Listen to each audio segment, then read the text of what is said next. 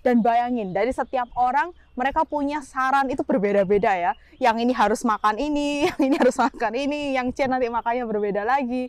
Dan di situ ngalamin banget teman-teman, di mana ada satu titik itu yang udah kayak, aduh aku harus ikut resepnya siapa ini gitu.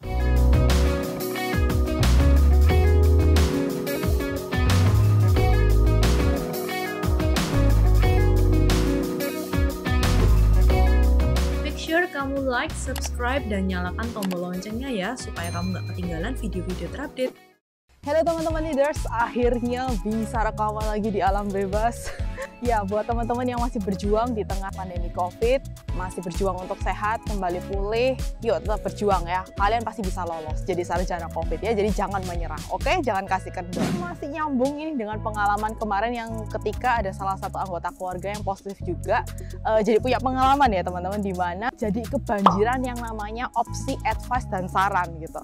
Karena ketika tahu bahwa ada salah satu anggota keluarga yang positif, akhirnya yang namanya teman, lalu kemudian namanya tetangga, lalu juga namanya saudara-saudara jauh, dekat gitu ya, semuanya langsung berbondong-bondong memberikan semangat lewat WhatsApp, lewat media sosial gitu. Plus juga nggak lupa dengan saran-saran mereka gitu ya, resep-resep mereka. Karena pada dasarnya mereka juga punya pengalaman tuh ya, pernah berhasil melewati COVID. Dan bayangin, dari setiap orang mereka punya saran itu berbeda-beda ya. Yang ini harus makan ini, yang ini harus makan ini, yang C nanti makannya berbeda lagi. Dan di situ ngalamin banget teman-teman, di mana ada satu titik itu yang udah kayak, aduh aku harus ikut resepnya siapa ini gitu. Nah teman-teman, bukankah ini juga terjadi di area kehidupan kita yang lain-lain nih? Ketika kita dihadapkan pada banyak opsi, kita jadi bingung memilih, kita jadi bingung untuk memutuskan gitu. Tapi yo serba salah juga gitu ya, ketika dihadapkan pada situasi yang nggak banyak opsi itu juga komplain gitu kan. Aduh hidup itu kok kayak nggak ada pilihan aja sih gitu kan. Contohnya aja kita coba ambil konteksnya, konteks karir gitu ya. Ketika kita dihadapkan pada banyak opsi gitu ya, pekerjaan atau mungkin peluang kesempatan untuk bekerja di hari ini gitu ya. Kadang kita juga sering bingung ya milihnya mau menekuni karir yang mana. Ada banyak teman-teman yang juga bilang, aduh aku nggak mau lah berkarir di A karena itu bakal capek banget gitu. Kerjanya tuntutannya lebih dari 8 jam. Nggak mau karir yang B deh gitu.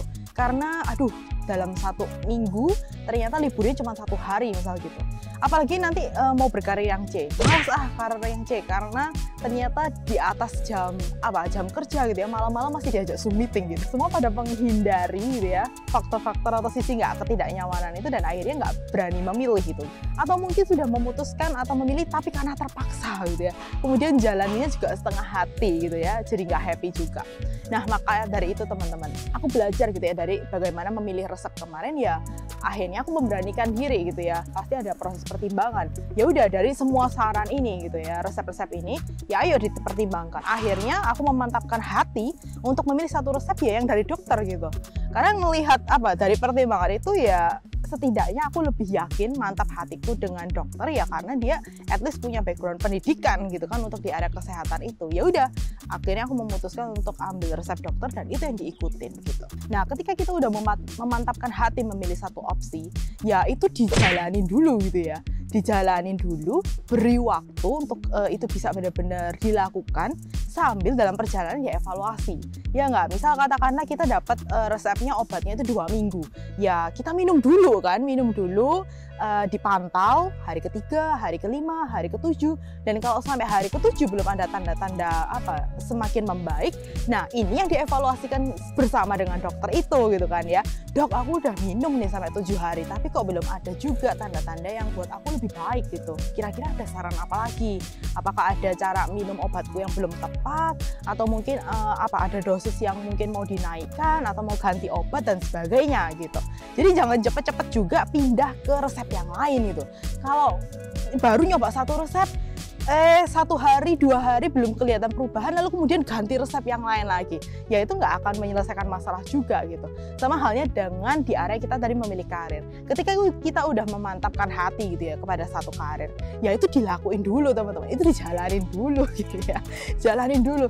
Berapa lama? Ya beri waktu mungkin cukup lama juga ya untuk bener-bener kita juga bisa dapetin proses evaluasi itu gitu. Jadi jangan tiba-tiba di tengah perjalanan nemu tantangan pertama, aduh itu udah menurunkan semangat, terus bikin kita kemudian cepat-cepat mengambil kesimpulan, aduh kayaknya karir ini bukan panggilanku deh, aduh kayaknya karir ini bukan passion aku deh gitu ya. Lalu kemudian mengatasnamakan passion dan calling untuk bisa lari dari karir itu, cepat-cepat pindah karir yang lain. Yuk belajar dari pengalaman memilih resep kemarin. Jadi ketika kita udah memantapkan hati nih untuk memilih sebuah karir, coba ditekuni dulu. Bisa jadi itu hitungannya tahun, iya gitu. Bersabarlah gitu ya.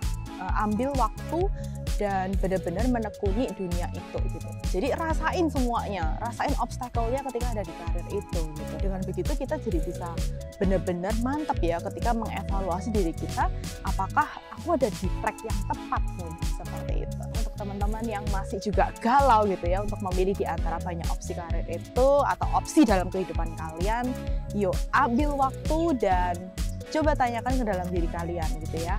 Kamu mau memantapkan hati untuk pilihan yang mana? Yuk, teman-teman juga boleh share di kolom komen ya.